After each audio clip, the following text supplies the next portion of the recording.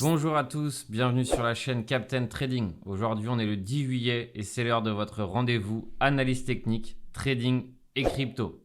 Alors, au sommaire, on a un programme extrêmement chargé, tout simplement parce qu'on va faire d'abord un point macro. Vous savez à quel point c'est indispensable de cerner ce qui se passe dans l'économie en général pour pouvoir répercuter ceci sur les cryptos. Ensuite, on fera un point pour répondre à cette simple question, est-ce qu'il est le temps d'acheter ou de vendre? Et évidemment, on va s'appuyer sur les données techniques qu'on a à notre disposition pour éventuellement répondre à cette question. Ensuite, on va voir les coins qui ont le plus performé cette semaine. Donc, c'est toujours intéressant de savoir quel coin a le mieux performé, tout simplement parce que derrière, ça peut nous permettre de déceler des opportunités. Et enfin, on va s'intéresser à la crypto de la semaine, donc un coin sur lequel je fais une analyse détaillée en partant des unités de temps importantes vers les plus courtes. Alors, d'abord, comme d'habitude, il est essentiel, indispensable de faire un point macro. Qu'est-ce que j'appelle un point macro? C'est tout simplement cerner et observer les indices qui sont observés dans la finance traditionnelle, donc le fameux TradFi. Alors, comme d'habitude, à chaque fois, chaque semaine, je vous le rappelle, mais le SP500 est un acteur important de la finance traditionnelle. On a le Nasdaq qui regroupe les valeurs technologiques, donc aussi extrêmement important en termes de macro. On a par exemple les taux d'intérêt obligations américains. Alors ici, vous voyez que j'ai que celui des 10 ans, mais je pourrais très bien aussi avoir les 30 ans, 2 ans, 10 ans, etc. Alors tout simplement, c'est pour ça qu'il est indispensable de faire un tour du coup sur ces indicateurs économiques. Alors, quand on regarde par exemple le DXY, par exemple, qui est l'indice cash, donc la fameuse position cash, donc c'est devenu extrêmement à la mode d'en parler, c'est tout simplement un indice qui regroupe certaines devises, donc par exemple en majorité l'euro-dollar. Et donc finalement, c'est ce qu'on observe pour tout simplement définir la notion de cash. Qu'est-ce qu'on appelle la notion de cash? Tout simplement, le cash, c'est une position qu'on peut avoir évidemment en tant qu'investisseur, et lorsqu'on est cash, c'est de l'argent qu'on n'a pas ailleurs. Donc on a cet argent sous forme de dollars. Alors plutôt que d'avoir par exemple Apple ou plutôt que d'avoir des cryptos, etc., on se refuge du côté du cash. Et donc c'est pour ça que dernièrement, on va dire depuis un certain temps, et depuis par exemple, on peut dire depuis même mars ou depuis le 17 janvier par exemple, depuis le début de l'année, mais même si on veut commencer du plus bas, depuis même juin, on a tout simplement ce qu'on appelle un bull run sur l'indice cash. Pourquoi un bull run? Alors un bull run, évidemment, c'est défini selon plein de méthodes, il y a plein de façons de définir un bull run, mais en gros, un bull run, c'est tout simplement une tendance qui est haussière, avec des sommets de creux de plus en plus hauts. On peut par exemple définir un bull run grâce aux moyennes mobiles, grâce aux structures. Bref, il y a plein de moyens de définir un bull run, mais en gros, un bull run, c'est une grosse tendance haussière assez féroce, avec à chaque fois qu'on a une correction qui est rachetée et qui donne lieu à un nouveau plus haut. Donc on a ce qu'on appelle un bull run sur le cash, et donc généralement qu'est-ce qui se passe? Et ça c'est pareil, c'est un indicateur qui est important de retenir pour les prochains cycles, pour les prochaines fois.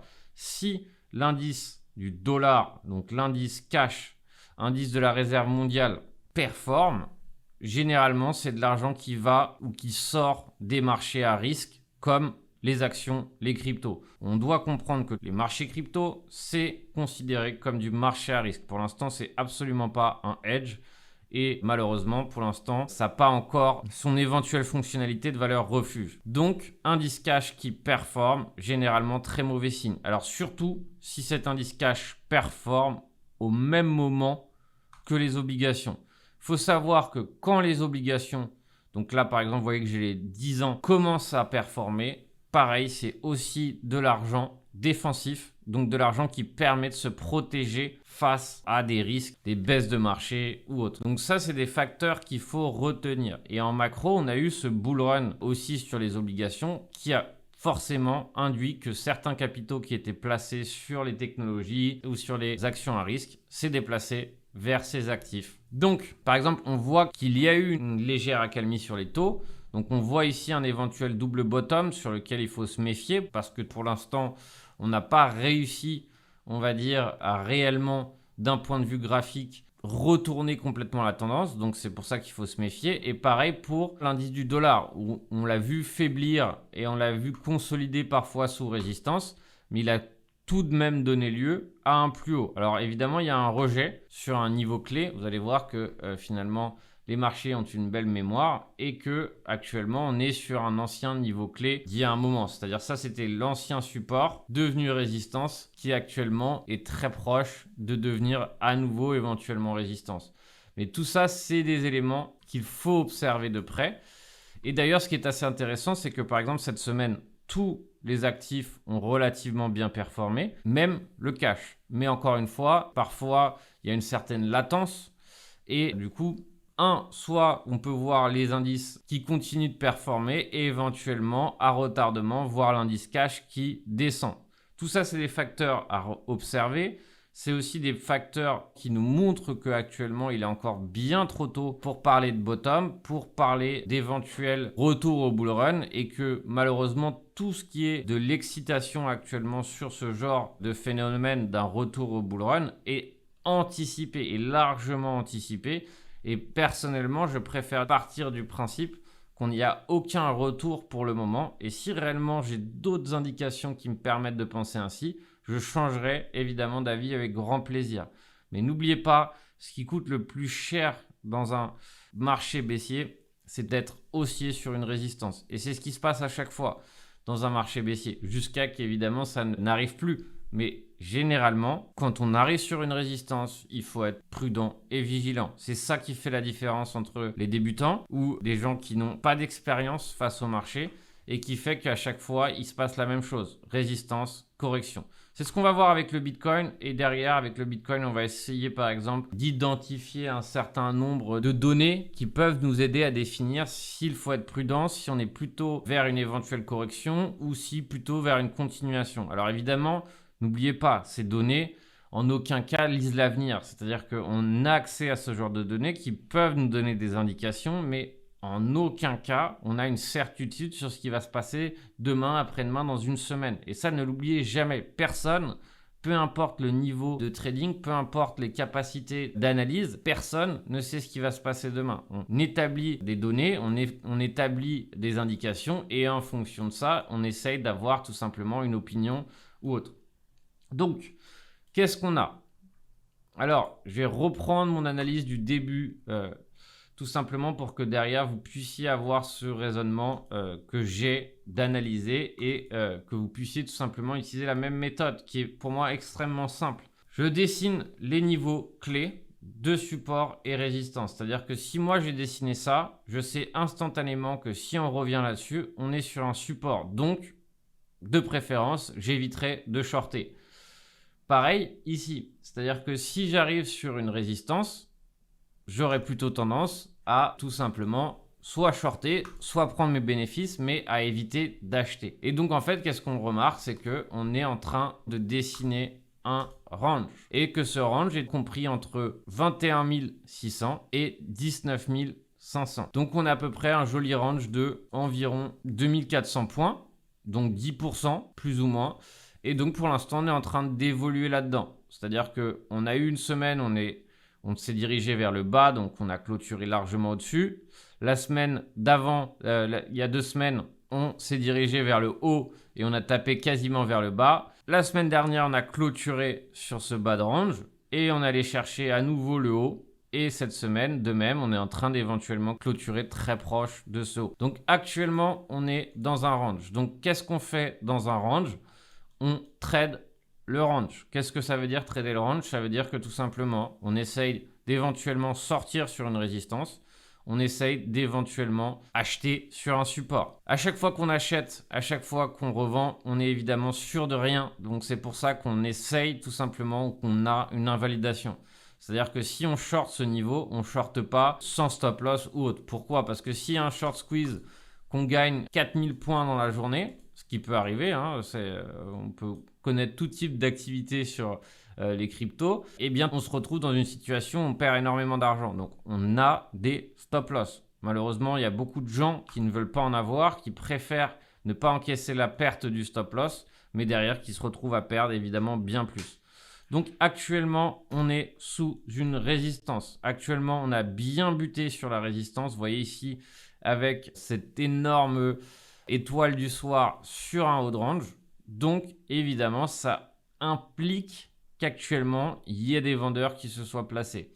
Alors, qu'est-ce qui peut éventuellement faire qu'on peut à nouveau tester ce niveau? C'est qu'actuellement, vous voyez qu'on a donné lieu à une mini correction. Et donc, généralement, une mini correction aussi serrée sous résistance peut donner lieu à une deuxième tentative.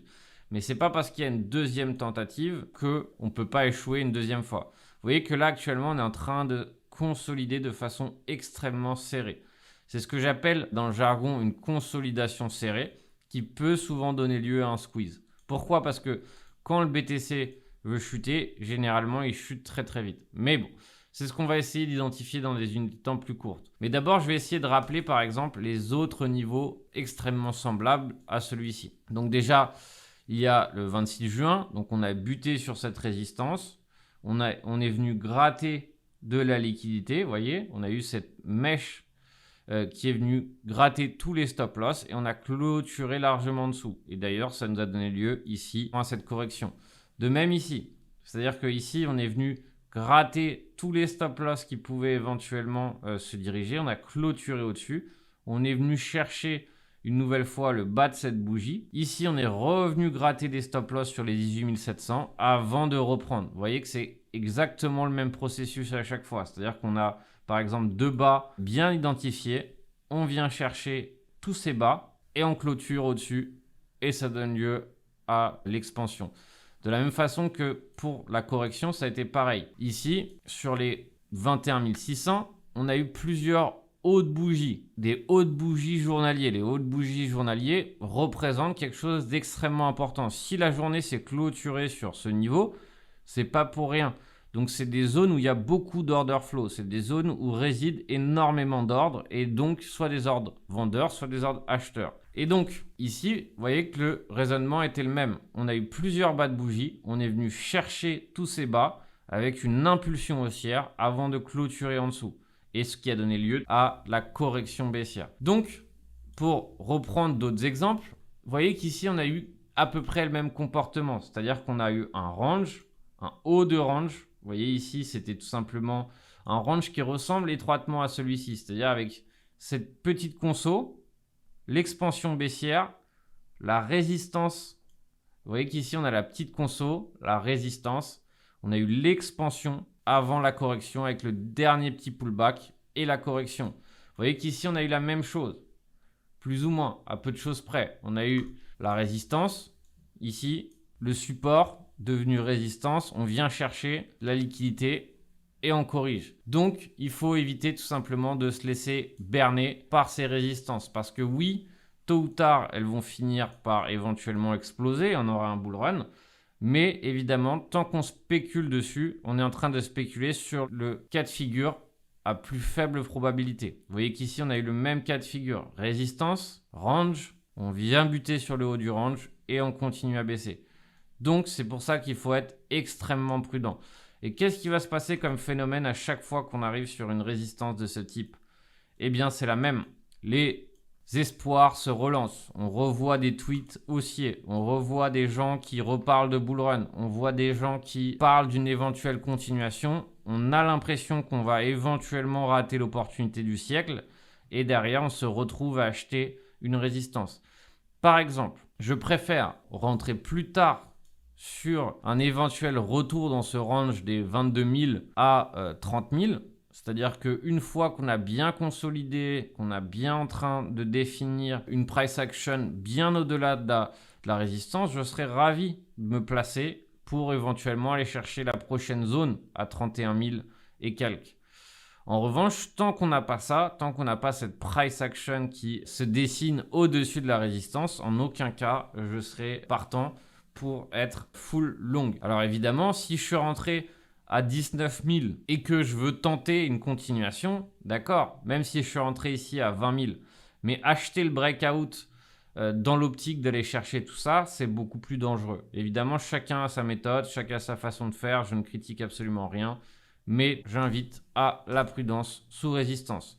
Quels sont les autres facteurs facteurs qui peuvent éventuellement m'inviter à la prudence. Alors, c'est quand j'observe les open interest. Qu'est-ce que l'open interest? C'est tout simplement un cumul de long et de short qui sont placés avec des produits dérivés, donc généralement avec du levier. Donc, un concept que j'ai appris de Larry Williams, c'est que lorsqu'on a une hausse de l'open interest sous résistance, c'est pas souvent bon signe. Pourquoi? Parce que ça veut dire que finalement, il y a certainement un excès de long qui est en train de se mettre en place et un excès de short. Alors, sachant que sur une résistance, c'est plus facilement les shorts qui peuvent reprendre le contrôle, eh bien, éventuellement, on peut se retrouver avec un cas de figure où les shorts ont repris le contrôle et les longs se retrouvent en situation de perte, donc sont obligés de revendre pour se racheter. Et derrière, qu'est-ce qui se passe? Eh bien, évidemment, ça fait descendre le prix. Donc, c'est pour ça que généralement, sous résistance, une montée de l'open interest n'est pas forcément très bon. Alors, on voit par exemple que depuis le 4 juillet, on avait un open interest qui était relativement stable, relativement sain. On avait on avait construit quelque chose de beaucoup plus propre. Et là, depuis le 4 juillet, on voit une hausse assez importante de l'open interest sur l'aggregate open interest. Donc, ça veut dire que c'est l'open interest sur l'ensemble des exchanges. Et on voit qu'à partir du 4 juillet, on a eu un plus haut ici à plus 24% d'open interest. Alors, vous voyez qu'on est en train de se stabiliser, voire même qu'on s'est un peu diminué, proche de la résistance qui peut vouloir nous montrer qu'on va éventuellement tenter un petit short squeeze. Et ça se semble assez évident. Et ce qui va être intéressant, ce qui va être très important, ça va être de voir ce qui va se passer si réellement il y a un short squeeze. C'est la même que je fais à chaque fois. J'attends la réaction. Si on voit, on franchit le niveau et qu'on réintègre assez rapidement, pour moi, c'est un signal short. Je le prends, j'ai une invalidation un peu plus haut, tout simplement, jamais collé. Mais derrière, soit ça échoue, soit si réellement ça remonte, ça remontera et derrière, j'ai tort. Mais c'est très rare qu'on ait un vrai breakout avec le prix qui réintègre instantanément. Par exemple, ici, vous voyez que c'est ce qui s'est passé. On a eu un break, ça se voit très très bien sur les unités de temps plus courtes et on a réintégré instantanément. Et ça, par exemple, c'est rarement bon signe. Vous voyez ici sur cette price action où on a eu le break et ici on a réintégré. Donc globalement, pour conclure sur le BTC, on est sous résistance, on est peut-être en train d'éventuellement dessiner un short squeeze. Donc évidemment, si on est short, je préférais vous dire de vous méfier. Évidemment, on n'a pas assez d'informations, hein, tout simplement. On peut très bien, à partir de là où nous sommes, corriger. Hein. On a ici cette price action qui se dessine. On a un creux en dessous de celui-ci. On a un sommet en dessous de celui-ci, ce qui peut éventuellement nous donner lieu à un retournement. Mais le fait que ça soit extrêmement serré, comme ça, peut appeler à la vigilance lorsqu'on est short. On aura aussi évidemment un gap. On a clôturé à 21 800 environ sur le CME Futures. Donc ça veut dire que derrière, on aura un gap à combler. Pour le combler, il faudra hausser. Donc derrière, c'est ce qui fait qu'éventuellement, ça peut rejoindre mon raisonnement sur lequel on va éventuellement donner lieu à une hausse. Jusqu'à quand? Évidemment, ça c'est une autre question, mais qui donnera lieu à une hausse sous forme d'éventuels short squeeze. Donc c'est pour ça qu'il faut être prudent, surtout si on est short. Si on est long, évidemment, il faut avoir un plan bien précis, comprendre que si on fait n'importe quoi, on va se retrouver piégé assez rapidement. Donc c'est tous ces éléments qu'il faut prendre en compte. Qu'est-ce qui va se passer en fonction de la semaine? Moi, ce qui va m'intéresser, c'est simple. C'est si réellement on s'affranchit des 21 000 à la baisse. Dans ces cas-là, on aura un changement de structure un peu plus développé, un peu mieux confirmé. Et si par exemple, on s'affranchit des 22 000 et qu'on échoue, ça sera quelque chose qui m'intéresse. Ou tout simplement, si on échoue ici sur les 22 000, ça sera aussi un élément que j'estime qui sera important. Alors, avant de passer à la suite, je vais vous parler des packs d'été. On a mis en place ces packs d'été de façon à ce que vous puissiez profiter de l'été pour approfondir vos connaissances et vous puissiez revenir tout frais pour la rentrée. Tout simplement, si vous souscrivez à un abo, vous avez une formation offerte. Alors, par exemple, vous avez la formation Hedging, la formation Options, la formation Dynamique de marché. Donc, c'est vraiment le moment de souscrire un abo pour pouvoir derrière avoir aussi votre formation offerte. Donc, tous ces packs sont disponibles évidemment jusqu'à la fin de l'été. Donc, c'est le moment d'en profiter pour revenir tout frais à la rentrée. On va tout simplement passer aux coins qui ont le mieux performé. Alors pourquoi j'ai cette liste? Pourquoi je mets en place cette liste? C'est pour m'aider à voir où est-ce que s'est dirigée la liquidité, quels ont été les coins qui ont été intéressants cette semaine et où se sont dirigés les capitaux crypto cette semaine. Et par exemple, quand je fais cette liste, ça me permet de voir instantanément qui a été fort et qui a été faible. Alors actuellement, on voit que c'est le AV qui a été fort. Ils ont développé un stablecoin collatéralisé. Donc ça, c'est vraiment les spécialistes DeFi qui vont pouvoir vous en dire un peu plus. Mais en gros, une petite news qui fait que le prix actuellement est en train de performer. Il faut savoir que depuis le 7, même depuis le 3 juillet, le AV a pris quasi 45% de sa valeur. Donc c'est tout de même des pourcentages à ne pas prendre à la légère. C'est pour ça que parfois, quand les investisseurs dans un bear market s'excitent sur un coin, il s'excite lorsque le coin a déjà éventuellement performé 50-60% d'une valeur. C'est énorme. Dites-vous bien, pour un actif, de prendre 60%, c'est énorme. Donc c'est pour ça qu'il faut être conscient que lorsqu'on a des plus 40, plus 50, il faut être évidemment extrêmement prudent. Parce que éventuellement, certains acteurs seront déjà en train de prendre des bénéfices. Donc par exemple, dans ma liste cette semaine, dans ma watchlist, il y a évidemment AV qui a extrêmement bien performé. On a le AVAX qui a bien performé aussi cette semaine. On a le Ape qui a bien performé, le Atom, l'ETH, le NIR. Le BTC a été plus calme, et vous voyez que d'ailleurs, quand le BTC est plus calme, ça permet à d'autres coins de prendre la vedette et de tout simplement se développer.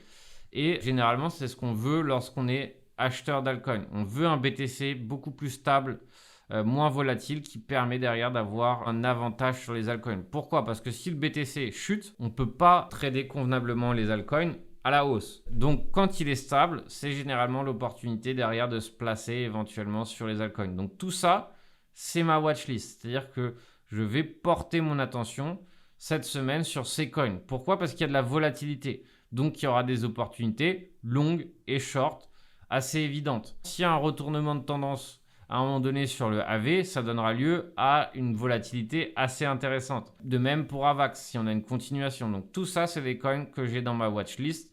Je vous invite à les mettre dans la vôtre parce que vous allez bénéficier de coins, un, qui ont de la volatilité, deux, qui ont du volume.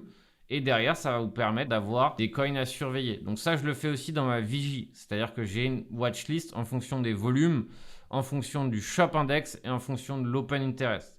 Là, c'est tout simplement une watchlist uniquement en fonction des performances et du volume. C'est-à-dire que si c'est un coin trop exotique, je ne l'ai pas dans ma liste. Alors, on va terminer cette analyse par une analyse sur un focus sur un coin. Donc, généralement, j'aime bien me focaliser sur un coin pour faire une analyse détaillée, long terme, moyen terme et court terme. Pourquoi je fais ça? Un, parce que généralement, j'aime bien choisir un coin qui m'intéresse, c'est-à-dire un coin que je vais éventuellement avoir dans mon portefeuille investissement sur du long terme. Et deux, ça me permet d'avoir une approche, on va dire, beaucoup plus long-termiste. Et derrière, je réduis cette approche long-termiste. Donc, je sors de mon focus investissement et je me dirige vers un focus court terme. Parce qu'il faut savoir que ce que je pense au court terme n'a strictement rien à voir avec ce que je pense au long terme. Donc, c'est-à-dire que pour le trading, je peux trader short, long, peu importe. En revanche, pour l'investissement, je suis généralement principalement long sur un coin. C'est-à-dire que si j'investis sur ce coin, c'est parce que j'estime que sur du long terme, on aura une price action qui sera haussière et mon objectif sera de prendre mes bénéfices ou de prendre des bénéfices lorsque le coin aura réellement performé. Donc cette semaine, je m'intéresse au Atom USD. Donc, si vous souhaitez proposer un coin pour la semaine prochaine, je vous invite à le mettre en commentaire. Si vous avez une crypto que vous souhaitez voir en focus de la semaine, mettez-la en commentaire. Celle qui a le plus de commentaires en sa faveur, ça sera celle que j'analyserai. Donc pour le long terme, pour ce qui est investissement, vers quelle unité de temps principale on se dirige? D'abord le mensuel. On ne peut pas trader long terme sans observer le mensuel. Pourquoi? Parce que nos deux unités de temps majeures en investissement, c'est le monthly et le weekly. Si on regarde en dessous, on est tout simplement en train d'observer des unités de temps qui ne sont pas proportionnelles à notre durée d'investissement. Pourquoi? Parce que quand on est investisseur, ça a tendance à durer au moins plusieurs années. Au moins une au minima. Donc si on s'intéresse ici aux 4 heures, on n'est absolument pas cohérent face à notre approche qui est au minimum annuel. Donc en monthly, qu'est-ce qu'on a? On a tout de même quelque chose d'assez intéressant sur Atom, c'est qu'on est revenu sur une zone clé mensuelle. C'est-à-dire que cette zone clé, c'est l'ancienne résistance qui a retenu le prix pendant très longtemps sur Atom. Et donc finalement, le fait qu'on revienne tester cette zone et qu'on la tienne, c'est plutôt bon signe. Ça veut dire qu'actuellement ici, les 7 $ servent de niveau clé pour Atom. Alors évidemment, c'est important de tenir ce niveau. Si on perd cette zone des 7 $, on se retrouvera sur d'autres niveaux bien plus bas, comme éventuellement ici les 3 $ et le plus bas, par exemple, de mars 2020, qui a été les 1 $. Alors, en aucun cas, ça veut dire qu'on va y aller. C'est tout simplement un repère. Vous voyez que quand le prix commence à chuter de façon importante et qu'il n'y a plus de repères dans les mois précédents, on se dirige généralement vers des repères d'il y a 1 an, 2 ans, 3 ans. C'est ce qui s'est passé pour le BTC. On s'est posé pile poil sur une zone d'il y a plusieurs années. Donc c'est ça qui est important. Donc pour l'instant, ce niveau tient. Donc ça reste, entre guillemets, une zone de support intéressante, donc une zone d'accumulation intéressante. Si on est investisseur, alors on a des méthodes comme le dollar cost averaging, c'est-à-dire qu'on achète régulièrement un montant chaque semaine, mais on peut avoir des méthodes simples qui consistent à acheter sur un support technique mensuel, lorsque par exemple le RSI est en zone de survente. Donc ça, évidemment, ça peut être intéressant, surtout sur une zone de survente weekly. Donc vous voyez qu'ici, on a testé cette zone de survente. Donc c'est à peu près bon signe pour se dire, voilà, si je veux être accumulateur de Atom, je ne suis pas au mauvais endroit. En revanche, qu'est-ce qu'on constate? C'est que pour l'instant, on a un graphique qui est majoritairement baissier sur ce type d'unité de temps. Donc évidemment, c'est quelque chose qu'il faut prendre en compte si on est trader ou si on veut s'exposer à ce marché. Quel est notre niveau qui me saute aux yeux quand je le vois tout de suite? C'est tout simplement qu'on est actuellement sur une résistance. Quelle est cette résistance? C'est tout simplement ici les 9 $. Vous voyez que ça a servi de résistance précédemment, en août 2020. Ça a servi de résistance le 11 janvier 2021. Ça a servi de support en juillet 2021. Et actuellement, c'est en train de servir de résistance. Donc, par exemple, tant qu'on sera en dessous et qu'on spéculera sur un franchissement de cette résistance, eh bien évidemment, tant qu'on sera en dessous, il est préférable de penser qu'on va buter dessus. Si réellement on arrive à s'en affranchir et qu'on tient, ça sera évidemment un signal de force qui pourrait éventuellement nous permettre de nous placer. Mais personnellement, dans mon approche, tant qu'on est en dessous, on est en dessous. Donc actuellement, on vient de buter à nouveau sur cette résistance. C'est-à-dire qu'actuellement, on a du mal à s'en extirper. On tient, on consolide de façon assez serrée sur le niveau, mais on n'arrive pas à s'en affranchir. Donc on voit qu'actuellement, ce qui retient le prix, c'est ce dernier sommet. Dernier sommet avant la chute. Donc il faut commencer, je pense, tout simplement à être méfiant sur Atom. Si réellement on arrive à s'affranchir du niveau, comme je vous l'ai dit, on s'affranchit ici des 10 allègrement avec de la force, pourquoi pas. Mais pour l'instant, personnellement, je pense qu'il faut être prudent sur Atom et qu'on a dessiné ici un changement de structure 4 heures. C'est-à-dire qu'on a un creux, un sommet, un creux, un sommet, un creux en dessous du précédent. Donc il y a de fortes chances que le prochain sommet soit encore en dessous, ce qui pourrait donner lieu à une correction plus importante. Donc personnellement, sur résistance, avec ce type de price action, je serais évidemment extrêmement prudent. Donc sur du court terme, j'aurais plutôt tendance à chercher des éventuels shorts sur Atom, sauf si évidemment la price action me prouve le contraire et qu'on a une énorme impulsion haussière qui tient relativement bien. Donc l'objectif, n'oubliez pas, quand on franchit un niveau, c'est qu'on tienne. Si derrière, c'est juste une mèche qui vient s'affranchir du niveau, c'est généralement un piège. Donc voilà pour cette analyse du dimanche. Alors j'essaye de faire des choses de façon poussée, de façon à ce que derrière, vous puissiez apprendre le plus possible à travers ces analyses et que vous puissiez répercuter ce que je vous apprends sur vos propres graphiques. En attendant, je vous souhaite un excellent trading à tous et on se retrouve la semaine prochaine.